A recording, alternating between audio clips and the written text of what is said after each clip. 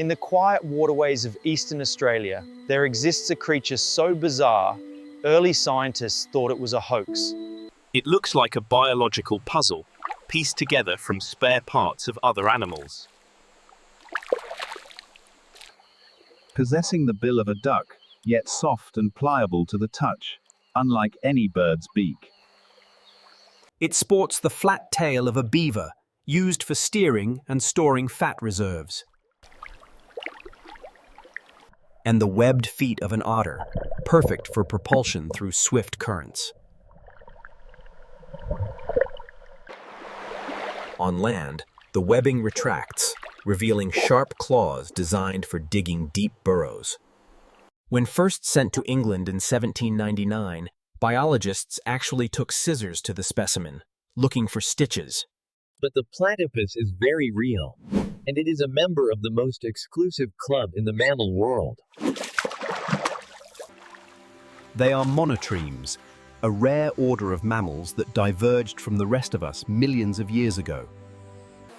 Their home is here, in the freshwater systems ranging from the cold highlands of Tasmania to the tropical north. They live in elaborate burrows dug into the riverbanks, often hidden behind roots and vegetation. Primarily nocturnal and crepuscular, they are most active during the twilight hours. When they dive, folds of skin cover their eyes and ears, rendering them blind and deaf underwater. Yet, they are master hunters, relying on a sixth sense: electrolocation. Their bill is covered in thousands of sensors that detect the faint electric fields generated by living things. They sweep their bill side to side, scanning the riverbed like a metal detector finding gold. Their prey includes insect larvae, freshwater shrimp, and crayfish hiding in the mud. Once prey is located, they snap it up and store it in cheek pouches to eat later at the surface. Remarkably, adults have no teeth. They use gravel scooped up with the food to grind it down. A platypus needs to eat about 20% of its body weight every single day just to survive. Despite the freezing water, their thick, waterproof fur keeps their body temperature stable. The fur traps a layer of air against the skin, providing insulation that rivals a wetsuit. The tail acts as a fat reserve, providing energy during winter or when food is scarce. These are solitary creatures, generally avoiding each other except during breeding season. Males are typically larger than females, but to the untrained eye, they look very similar. But the male hides a secret weapon on his hind legs, a sharp, hollow spur. This spur is connected to a crural gland that produces a potent cocktail of toxins. It makes the platypus one of the very few venomous mammals on Earth. The venom isn't lethal to humans, but it causes excruciating, immediate pain that morphine cannot dull. The pain can last for weeks or even months, accompanied by severe swelling. Tasting. This weapon isn't for hunting. It is used primarily in dominance battles against other males. Venom production peaks during the breeding season, turning the river into a battleground. Courtship is a graceful affair, involving the couple swimming in synchronized circles. The male may bite the female's tail gently to maintain contact during the ritual. After mating, the female constructs a deep, elaborate nesting burrow, far longer than her usual home. She lines the incubation chamber with wet leaves to maintain the perfect humidity. Here, she lays 1 to 3 eggs, which are small, round, and leathery like a reptile's. She curls around them, using her own body heat to incubate the eggs for about 10 days. When they hatch, the babies are the size of jelly beans, blind, and completely helpless. And this is where the platypus reveals yet another biological anomaly that stuns science.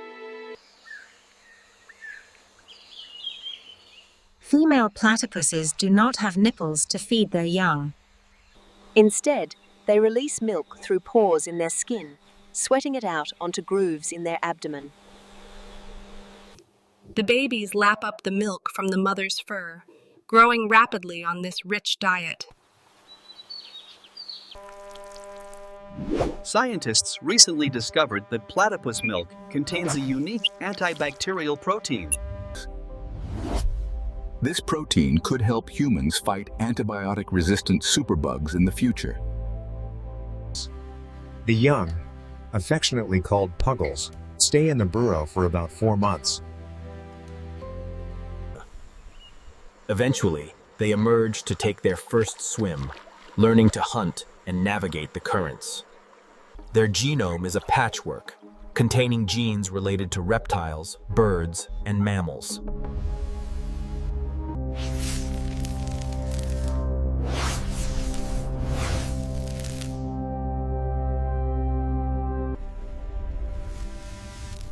They are survivors of a lineage that walked the earth alongside the dinosaurs. Recently, scientists discovered that platypus fur glows green under UV light. The purpose of this biofluorescence remains a mystery, perhaps used for camouflage or communication. Despite their resilience, the platypus faces modern threats from pollution and habitat loss. Illegal fishing nets and yabby traps are a major danger, causing many to drown. Climate change and severe droughts are drying up the waterways they depend on.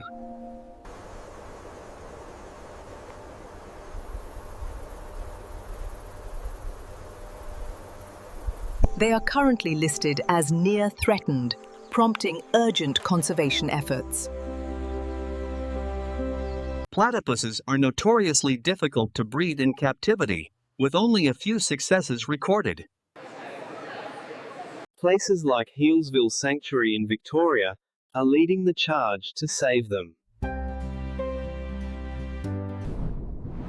The platypus is an Australian icon, featured on the 20-cent coin, and beloved by the nation. Indigenous Dreamtime stories say the platypus was born from the union of a water rat and a duck. Its scientific name, Ornithorhynchus anatinus, literally means duck-like bird snout. Despite their awkward gait on land, they are torpedoes in the water. They spend considerable time grooming on land to maintain the waterproofing of their coat. Another oddity. The platypus has no true stomach. The esophagus connects directly to the intestine.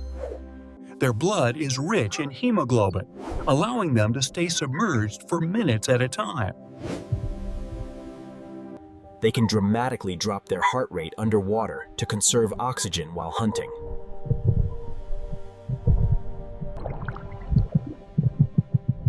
Their range is strictly limited to the eastern coast of Australia and Tasmania.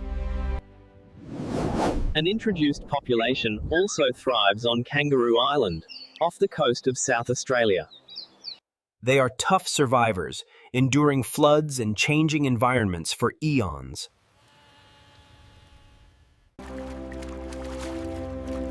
Citizen science programs are now crucial in tracking their numbers and health. Researchers use environmental DNA, or eDNA, to detect if platypuses are present in a river. Rewilding efforts aim to return them to areas where they have locally gone extinct. The future of the platypus depends on the health of our freshwater ecosystems. There is simply nothing else like it in the known universe.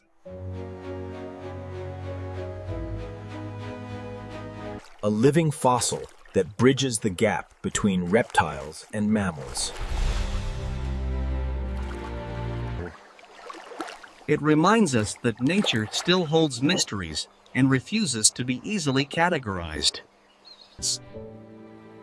Protecting this strange mammal means protecting the delicate balance of nature itself.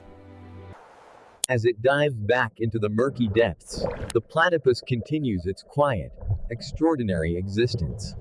A testament to evolution's limitless imagination and the enduring wonder of the wild.